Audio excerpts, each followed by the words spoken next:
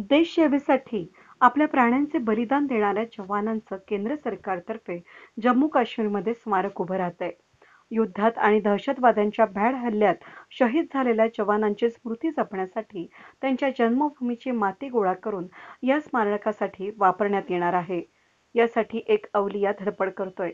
देशातील शहीद जवानांच्या जन्मभूमीची माती गोळा करणाऱ्या या अवलियानं नुकतीच नाशिकमधील शहीद जवानांच्या घरी भेट देऊन वीरपत्नींकडून अंगणातील माती घेत पुढच्या प्रवासाला ते रवाना झालेत.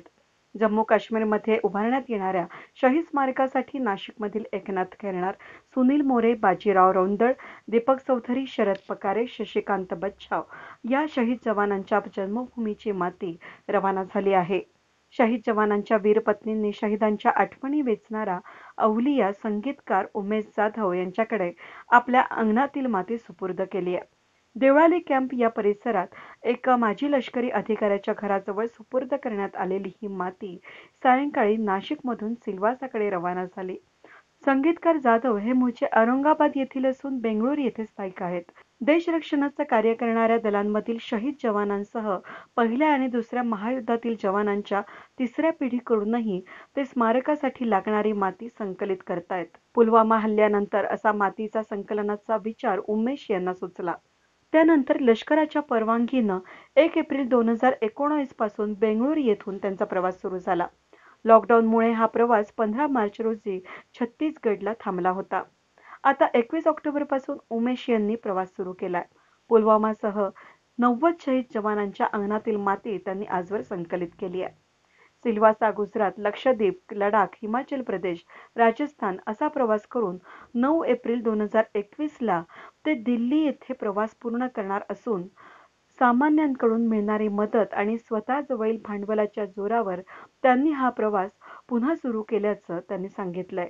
जय हिंद, जय भारत, जय महाराष्ट्र. माझं नाव उमेश गोपीनाथ जाधव. 9 एप्रिल 2019ला मी बंगलोर कर्नाटका यात्रेकडे निघालो है. जितने भी शहीद हुए हैं उनके परिवार से मिलने के लिए.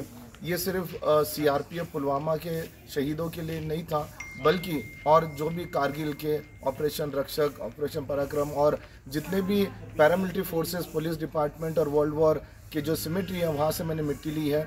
ये एक संकल्प था कि हम भारतीय नागरिक जो 130 करोड़ है, हम इन वीर परिवार और शहीदों के प्रति क्या सम्मान रखते हैं. तो मुझे लगा ये नया भारत, अभी बोलना बहुत हो गया, अभी मैं करके दिखाऊंगा. आप अगर देखते होंगे तो 70% जो हमारे यूथ है ज़्यादा करके फेसबुक, व्हाट्सएप, ट्विटर में rest in peace, we stand with the Indian arm forces. मुझे लगा कि ये जो सल्यूटेशन है, ये जो रिस्पेक्ट है शहीद और उनके परिवार का, मैं उनके घर पे जाके उनके घर से जो पवित्र मिट्टी और जहाँ पर उनकी शहादत हो गई वहाँ से वो मिट्टी लेके एक श्रीनगर में भारत का पहला ऐतिहासिक इंडिया मैप जो शहीद स्मारक के लिए बनाया जाएगा, उसमें मुझे लगा कि 28 राज्य और 9 संघ राज्य क्षेत्र के जितने भी शहीद मैं मिल सकता हूँ उनके घर से मैं मिट्टी लूँगा.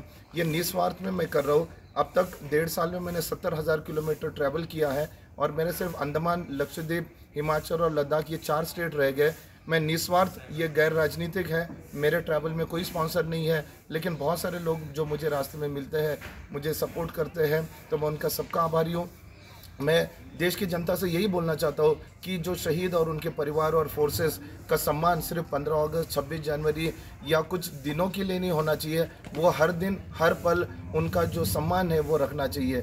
तो ये मैं जो कर रहा हूँ, ये लोगों को यही बोलना चाहता हूँ कि ये परिवार के साथ में हमें उनके साथ में सुख और दुख में खड़ा रहना ज़रूरी है. और उनका जो बलिदान है वो सर्वश्रेष्ठ बलिदान है और वो एक सल्यूटेशन हमें रोज़ याद रखना चाहिए. तो मुझे बहुत गर्व है कि मैं नासिक में यहाँ पर आया हूँ, जहाँ पर नायक श्री दीपचंद जी हैं, जो कारगिल में भी उन्होंने काफ़ी सेवा किया था, उनका ऑपरेशन पराक्रम. और मैं ये भी एक बहुत बड़ा सम्मान रखता हूँ कि आज मुझे 6 वीर नारी जो मैं उनको नमन करता हूँ, आज उनसे परिवार से मैं मिल रहा हूँ. और ये बहुत बड़ा एक रिस्पेक्ट है कि आज इन 6 वीर नारों के हाथ से मुझे आज वो शहादत की मिट्टी मैं यहाँ से लेके जाऊँगा. इसके बाद में मैं सिल्वासा, गुजरात, राजस्थान और दिल्ली में दिसंबर में जाऊँगा. और ये एक बोलना चाहता हूँ कि ये मुझे बहुत गर्व हो रहा है कि आज इनके आशीर्वाद लेके मैं यहाँ से निकलूँगा. जय हिंद, जय भारत. वेद न्यूजसाठी senior correspondent Anil Gunjal, Nashik road.